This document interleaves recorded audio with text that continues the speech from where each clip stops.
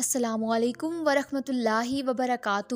درد اللہ سے بانٹ لو تو روح کو بھی سکون آ جاتا ہے۔ کمال کی بات ہے نا، وہ اللہ ایک ہے مگر وہ ہر ایک کا ہے۔ زمین میں یقین کرنے والوں کے لیے نشانیاں ہیں اور خود تمہارے نفسوں میں بھی، کیا تم غور سے نہیں دیکھتے؟ بے شک پاک ہے وہ ذات جو سیاہ رات میں سیاہ چٹان پر سیاہ چونٹی کی حرکت سے بھی واقف ہے۔ انسان کی آدھی خوبصورتی اس کی زبان اور آدھی خوبصورتی اس کی خاموشی میں ہے۔ جذبات صرف تمہاری ہی جاگیر نہیں اے انسان، رحم کرو تاکہ تم پر بھی رحم کیا جائے۔ فطور ہوتا ہے ہر عمر میں جدا جدا، کھلونا عشق پیسہ اور پھر خدا خدا۔ رونا بہت بڑی ذلت ہے اگر انسان کے سامنے ہو، بہت بڑی عزت ہے اگر رب کے سامنے ہو۔ دنیا بہت عجیب جگہ ہے، جب چلنا نہیں سیکھا تھا تو کوئی گرنے نہیں دیتا تھا، اور جب سے چلنا سیکھا ہے تو قدم قدم پر لوگ گرانا چاہتے ہیں۔ ہر انسان اپنی زبان کے پیچھے چھپا ہوا ہے، اگر اسے سمجھنا ہے تو اسے بولنے دو۔ کبھی ہمت نہ ہارنا، جب عبادت بوجھ سے سکون بن جائے تو سمجھ لو کہ تم کو اللہ سے اور اللہ کو تم سے محبت ہو گئی ہے۔ اگر خوش ہو تو آہستہ سے ہنسا کرو تاکہ غم نہ جاگ جائیں، اگر غمگین ہو تو آہستہ سے رویا کرو تاکہ آنے والی خوشی نا امیدی میں نہ بدل جائے۔ بندہ